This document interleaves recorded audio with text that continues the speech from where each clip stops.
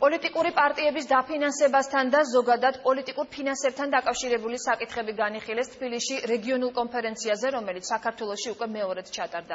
კონფერენციის მიზანი პოლიტიკური ფინანსების სფეროში არსებული პრობლემური საკითხების გამოვლენა, გამოცდილების გაზიარება და მონიტორინგის გაუმჯობესებაა.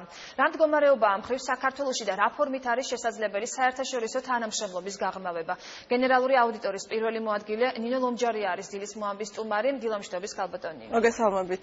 აუდიტის სამსახური არის ერთ-ერთი ორგანიზატორი ამ კონფერენციის და რაც თავარი მაკონტროლებელი ორგანო, რომელმაც პოლიტიკურ ფინანსებთან დაკავშირებული დარღვევები უნდა გამოავლინოს. პირველ რიგში გითხარით, რა საკითხები განიხილეთ კონფერენციაზე, რა პრობლემატური საკითხები დაისვა და რა შედეგი მიიღეს თქვენ ამ შეხვედრიდან? დიდი მადლობა შეკითხვისთვის. მართლაც ამ თემასთან დაკავშირებით მნიშვნელოვანი კონფერენცია არის და ძალიან დიდი იყო ინტერესი მონაწილე ქვეყნების და მათი წარმომადგენლების მხრიდან. წარმოდგენილი იყო დაახლოებით 60 სტუმარი ცენტრალური და აღმოსავლეთ ევროპის ქვეყნებიდან, როგორც ოფიციალური სახელმწიფო უწყებების წარმომადგენლები, ასევე არასამთავრობო სექტორი, აკადემიური წრეები და ექსპერტები და ასევე საერთაშორისო ორგანიზაციის წარმომადგენლები. ზოგადი სახით შეიძლება ითქვას, რომ ფული პოლიტიკაში მისი გამჭვირვალეობა და პოლიტიკური პარტიების ანგარიშვალდებულება ამ საკითხთან მიმართებით არის პრობლემატური თითქმის ყველა ქვეყნისათვის მეტნაკლებად, რა თქმა უნდა, თუმცა არ არსებობს ქვეყანა, რომელსაც არ ქონდეს, რომლის საზოგადოებასაც არ ქონდეს კითხვები ან გარკვეული განცდები იმასთან დაკავშირებით, ბოლომდე არის თუ არა გამჭვირვალე პარტიული დაფინანსება. ძალიან საინტერესო იყო ის, რომ ექსპერტებმა, მათ შორის საერთაშორისო ორგანიზაციების წარმომადგენლებმა უფრო ფართოდ წარმოგვიდგინეს და დაგვანახეს მთლიანად სურათი, რაც არსებობს პარტიების დაფინანსების თვალსაზრისით მთლიანად ევროპაში და რეგიონში.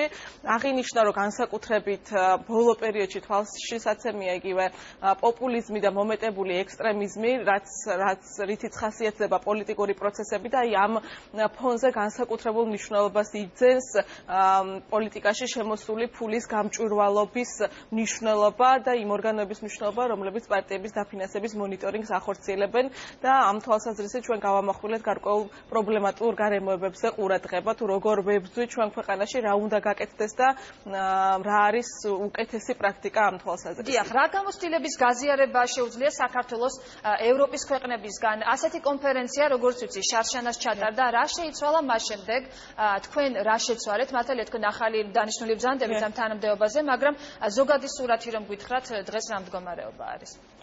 რაც შეეხება გამოცდილებას, მე შემიძლია განგიცხადოთ, რომ არა მარტო ევროპაში, არამედ ზოგადად შეიძლება ითქვას, რომ მსოფლიოს მასშტაბით საქართველოს აქვს ერთ-ერთი ყველაზე მკაცრი რეგულაციები და სრულყოფილი რეგულაციები პარტიების დაფინანსების რეგულირების თვალსაზრისით, ასევე მისი იმპლემენტაციაც საკმაოდ დადებითად არის შეფასებული. მე არ გადავაჭარბებ თუ ვიტყვი, რომ იგივე 2015 წელს მაგალითად ერთ-ერთი საერთაშორისო კვლევა იქნა გამოქვეყნებული საკმაოდ კარგი რეპუტაციის საერთაშორისო რეპუტაციის მქონე ორგანიზაციების მიმართ, სადაც საქართველოს კანონმდებლობა და პრაქტიკა პარტიების დაფინანსების რეგულაციების და მისი აღსრულების თვალსაზრისით პირველ ადგილზე იყო შეფასებული. ამიტომ ამ თვალსაზრისით ჩვენ ნამდვილად გვაქვს, ასე ვთქვათ, წარმატებები, თუმცა მიუხედავად ყველაფრისა, რა თქმა უნდა, არც ჩვენ და არც სხვა უფრო თუნდაც დემოკრატიული ქვეყნების წარმომადგენლებს, სადაც უკვე, ასე ვთქვათ, დამკვიდრებული დემოკრატიის ქვეყნებს არ აქვს განცდა, რომ ბოლომდე გამჭვირვალე არის პარტიული დაფინანსება და რა თქმა უნდა ყველას გვაქვს განცდა, რომ არსებობს გარკვეული ფულადი სახსრების მიმოქცევა პოლიტიკაში, რომელიც არ ექვემდებარება სამწუხაროდ რეგულირებას და არ არის გამჭვირვალე, ამიტომ არსებობს ამ მიმართულებით გადასადგმელი ნაბიჯები, რომ რაც შეიძლება, ესე ვთქვათ, სრულყოფილად მოვიცვათ ფულის მასა პოლიტიკაში და გავხადოთ ის ხელმისაწვდომი საზოგადოებისთვის. დიახ, თქვენ აღნიშნეთ, რომ დადებითი ძვრები არის საქართველოში. მე მინდა მაინც უფრო დეტალურად გითხოთ, აქვს თუ არა აუდიტის სამსახურს საქართველოში კანონით განსაზღვრული ყველა ის ბერკეტი, რაც მას საქმიანობაში აბსოლუტურ დამოუკიდებლობას ანიჭებს, ასევე უზრუნველყოფს მის ობიექტურ და სრულფასოვან მუშაობას? ალბათ პარტიების დაფინანსების კუთხით გულისხმობთ, ხო? მე ვფიქრობ, რომ აქვს ჩვენ არა გვაქვს კანონმდებლობის პრობლემა. ნუ ერთადერთი რაც შეიძლება აღინიშნოს არის ის, რომ აუდიტის სამსახურს არ აქვს საგამოძიებო ფუნქციები, არ შეუძლია მას გარკვეული ოპერატიული სამძებრო ღონისძიებები განახორციელოს და არც უნდა ქონდეს, რა თქმა უნდა, ესეთი ფუნქცია აუდიტის სამსახურს, თუმცა ესეთი იმის გამო, რომ თქვათ იმ უწყებას, რომელიც ახორციელებს პარტიების დაფინანსების მონიტორინგს, არ გააჩნია აი ესეთი ტიპის მოკვლევის წარმოების უფლებამოსილება, ამის გამო, რა თქმა უნდა, როგორც მე აღვნიშნე, არის გარკვეული გარემოებები, რომლის სრულყოფილად გამოძიებაც ჩვენ არ შეგვიძლია, შესაძლებელია არსებობდეს გარკვეული ეჭვები, რომ ხდება, თქვათ, ფულის მოძრაობა, არ არის ეს ფული დეკლარირებული, თუმცა ამას ჭირდება დამატებითი საგამოძიებო ფუნქციები ამ უწყების მხრიდან, რაც ჩვენ არ გვაქვს და არც უნდა გქონდეს, როგორც ვამბობ, ეს უკვე სამართალდამცავი ორგანოების კომპეტენცია, თუმცა ძალიან ხშირად ახსენებენ, რომ აი კი აუდიტის სამსახურმა კარგად იმუშავა, თუმცა არსებობს გარკვეული, თქვათ, ესე ფულის მიმოქცევა პოლიტიკაში, რომელიც მათ ვერ გამოავლინეს. ამიტომ, რა თქმა უნდა, ეს ობიექტური გარემოება ქმნის იმის განცდას, რომ ჩვენ შეიძლება, თქვათ, სრულყოფილად ვერ ვფლობდეთ ინფორმაციას პოლიტიკაში არსებული ფულის შესახებ. დიახ, აი რეაგირება არის ძალიან მნიშვნელოვანი. ერთი მაგალითი მინდა მოვიყვანო აუდიტის სამსახურის ბოლო ანგარიშის მიხედვით დარღვევების მოცულობამ საერთო ჯამში 71 მილიონი ლარი შეადგინა, ეს სახელმწიფო უწყებებს ეხება. რა შედეგი მოყვა მაგალითად ამ დასკვნას? ვინ აგო პასუხი არსებული დარღვევებისთვის? დიახ, ეს თანხა ეხება უკვე აუდიტის სამსახურის აუდიტორულ საქმიანობას და აუდიტორული საქმიანობის შედეგად გამოვლენილ დარღვევებს. ეს არის თანხა, რომელთა დაკავშირებითაც აუდიტის სამსახურმა გარკვეული დარღვევები გამოავლინა, ან გასცა რეკომენდაცია, რომ უფრო ეკონომიურად და ეფექტურად უნდა ხდებოდეს განკარგვა ამ თანხების. რაც შეეხება პასუხისგებლობას, ჩვენ რა თქმა უნდა არ შეგვიძლია დავაკისროთ პასუხისგებლობა დამრღვევს, თუმცა ამაზე რეაგირების პასუხისგებლობა ამ საკითხებზე უკვე აქვს საქართველოს პარლამენტს. ჩვენ წლიური ანგარიში წარვადგინეთ პარლამენტში, სწორედ ეს ციფრი წლიური ანგარიშიდან არის წარმოდგენილი და უკვე ამ ანგარიშის განხილვა და მასზე რეაგირება, ეს არის პოლიტიკური პასუხისგებლობა. პირველ რიგში ეს არის პარლამენტის ფუნქცია და შემდეგ უკვე მთავრობის ვალდებულება, რომ შეასრულოს ის რეკომენდაციები, რასაც აუდიტის სამსახური გასცემს. დიახ, და რაც შეეხება სამომავლო გეგმებს, დღეს რომელ სტრუქტურებთან თანამშრომლობთ ევროპის მასშტაბით და რამდენად მნიშვნელოვანია ასეთი საერთაშორისო ურთიერთობის და თანამშრომლობის გაღრმავება ამ სფეროში? ძალიან ბევრ და ესე ვთქვათ, საინტერესო და მნიშვნელოვანი ინსტიტუციებთან გვაქვს ჩვენ ურთიერთობა, ძალიან მჭიდრო ურთიერთობა და რეალურად ის ფაქტი, რომ დღეს აუდიტის სამსახური საქართველოში ვითარდება და ის ფაქტურად შეესაბამება განვითარებული დემოკრატიის ქვეყნებში არსებულ სტანდარტებს, რაც უნდა არსებობდეს აუდიტის ჩატარების დროს, ეს არის სწორედ ჩვენი საერთაშორისო ურთიერთობების და საერთაშორისო პარტნიორების დამსახურება და მათი ძალისხმევა. ჩვენ გვაქვს ძალიან კარგი ურთიერთობა, ფაქტურად ჩვენი პარტნიორი და დონორი ორგანიზაცია,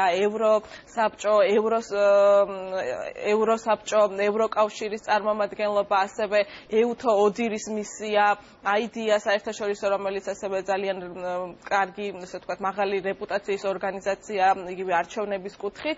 ასევე ძალიან მჭიდრო თანამშრომლობა გვაქვს შვედეთის უმაღლეს აუდიტორულ ორგანოსთან და გერმანიის უმაღლეს აუდიტორულ ორგანოსთან, რომელთა ერთადაც წლების განმავლობაში ჩვენ ერთობლივ პროექტებს ვახორციელებთ ჩვენი მეთოდოლოგიის განსავითარებლად და ასევე გვაქვს ერთობლივი პროექტები ამერიკის უმაღლეს აუდიტორულ ორგანიზაციასთან, რომლის წარმომადგენლებიც ჩამოდიან ჩვენთან, გვიტარებენ ტრენინგს და გვაქვს ესე ვთქვათ გაცვლითი პროგრამები და ასე ვთქვათ ინფორმაციის და გამოცდილების გაზიარების შესაძლებლობა. დიახ, აქტიური მუშაობა, როგორც ხედავ, მაინც მიმდინარეობს. რაიმე კონკრეტული თუ შეგიძლიათ დაგვისახელოთ ნაბიჯი, რაც უნდა გადაიდგას მომავალში, რაიმე ხარვეზი არ არსებობს ამ სისტემაში, რომელიც უნდა გამოსწორდეს? დიდი მადლობა ამ შეკითხვისთვის. იმ წლიურ ანგარიში ჩვენ როგორც წარმატებებზე, ასევე იმ ხარვეზებზე და წინ გადასადგმელ ნაბიჯებზე ვსაუბრობთ. პირველ რიგში, რა თქმა უნდა, კანონმდებლობაშიც არსებობს გარკვეული ხარვეზები და ამასთან მიმართებით ჩვენ მუშაობთ და ეხა ამ დეტალებზე საუბრი თავს არ შევაწყენ მაყურებელს, თუმცა ყველაზე დიდი, ასე ვთქვათ, ხარვეზი, რაც მინდა გამოკვეთო, არის ის, რომ არ არსებობს უпростоრედ ეხლა იწყება ან ვითარდება ის სწორი კომუნიკაცია, რაც უნდა არსებობდეს აუდიტის სამსახურსა და საქართველოს პარლამენტს შორის. ზოგადად ევროპულ ქვეყნებში, ასევე სხვა ქვეყნებში, სადაც ძლიერი არის აუდიტის ინსტიტუტები, ეს არის ძლიერი იმის გამო, რომ მათ აქვს ძალიან მჭიდრო კოლეგიალური თანამშრომლობა წარმომადგენლობით ორგანოებთან, პარლამენტთან და როდესაც თქვენ ახსენეთ იგივე პასუხისგებლობა, ამ შემთხვევაში სწორედ პარლამენტი უნდა იყოს აქტიური და პარლამენტი უნდა იყოს მომთხოვნი მთავრობის მიმართ, რომ ის ანგარიშები და დასკვნები და რეკომენდაციები, რასაც აუდიტი გასცემს, მოსთხოვოს აღმასრულებელი ხელისუფლების წარმომადგენლებს, რომ შეასრულონ. ამიტომ ამ თვალსაზრისით ჩვენთან ესე ვთქვათ ეს დამოკიდებულება შეიძლება ითქვას ფეხს იდგამს, თუმცა აუდიტი რაც არ უნდა თქვა ჩვენ განმავითაროთ მეთოდოლოგია, რაც არ უნდა წარმატებები ქონდეს ჩვენ საქმიანობაში, რა თქმა უნდა საერთო ჯამში ჩვენი წარმატება განისაზღვრება ჩვენ მიერ გაცემული რეკომენდაციების შესრულებით, რაც ვერ მოხერხდება თუ ამაში არ იქნება საქართველოს პარლამენტის ძალისხმევა და დახმარება და აი ამ მიმართულებით ვფიქრობ, რომ არის უფრო მეტი რამ გასაკეთებელი და ალბათ ამას დავასახელებდი იმ ასე ვთქვათ გარემოებად, რაც საჭიროებს შემდგომ ძალისხმევას და უფრო მეტი და ქმედითი ნაბიჯების გადადგმას. ძალიან დიდი მადლობა ქალბატონ ნინო გადაცემაში მონაწილეობისთვის. გენერალური აუდიტორის პირველი მოადგილე ნინო ლომჯარია პასუხობდა დილის მოამბის შეკითხვებს. ახლა კი ეკონომიკის და ბიზნესის სიახლეებს გაგაცნობთ.